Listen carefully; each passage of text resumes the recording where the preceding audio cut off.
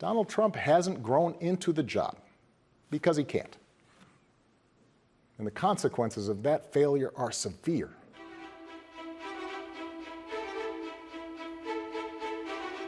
The one constitutional office elected by all of the people is the presidency. So at a minimum, we should expect a president to feel a sense of responsibility for the safety and welfare of all 330 million of us, regardless of what we look like, how we worship, who we love, how much money we have, or who we voted for. But we should also expect a president to be the custodian of this democracy. We should expect that regardless of ego, ambition, or political beliefs, the president will preserve, protect, and defend the freedoms and ideals that so many Americans marched for, went to jail for, fought for, and died for.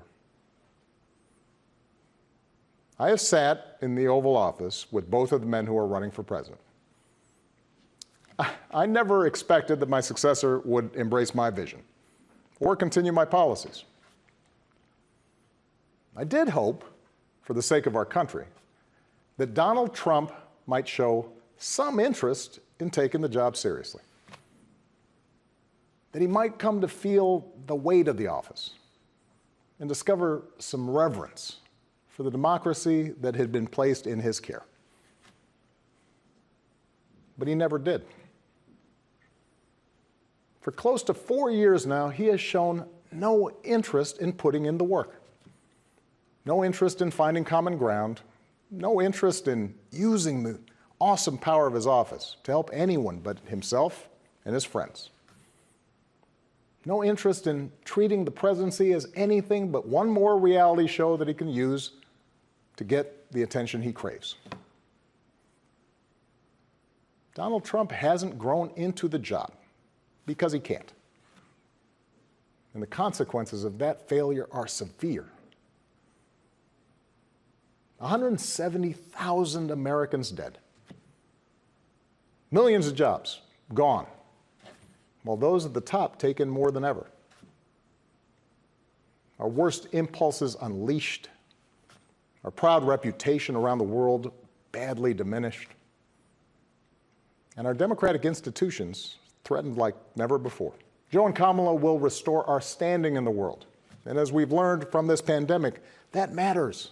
But more than anything, what I know about Joe, what I know about Kamala, is that they actually care about every American. And that they care deeply about this democracy.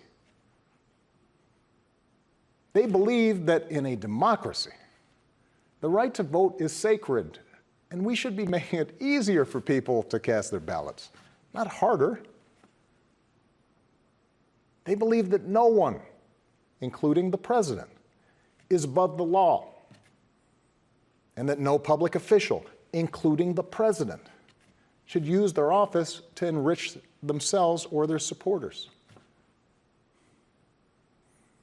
They understand that in this democracy, the commander-in-chief does not use the men and women of our military who are willing to risk everything to protect our nation as political props to deploy against peaceful protesters on our own soil.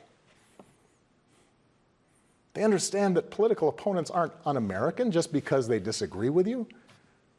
A free press isn't the enemy, but the way we hold officials accountable. That our ability to work together to solve big problems like a pandemic depend on a fidelity to facts and science and logic, and not just making stuff up. None of this should be controversial. These shouldn't be Republican principles or Democratic principles. They are American principles. But at this moment, this president and those who enable him have shown they don't believe in these things. Tonight, I'm asking you to believe in Joe and Kamala's ability to lead this country out of these dark times and build it back better. But here's the thing. No single American can fix this country alone, not even a president. Democracy was never meant to be transactional. You give me your vote, I make everything better. It requires an active and informed citizenry. So I'm also asking you to believe in your own ability, to embrace your own responsibility as citizens, to make sure that the basic tenets of our democracy endure. Because that's what's at stake right now, our democracy. This president and those in power, those who benefit from keeping things the way they are counting on your cynicism. They know they can't win you over with their policies. So they're hoping to make it as hard as possible for you to vote and to convince you that your vote does not matter. That is how they win.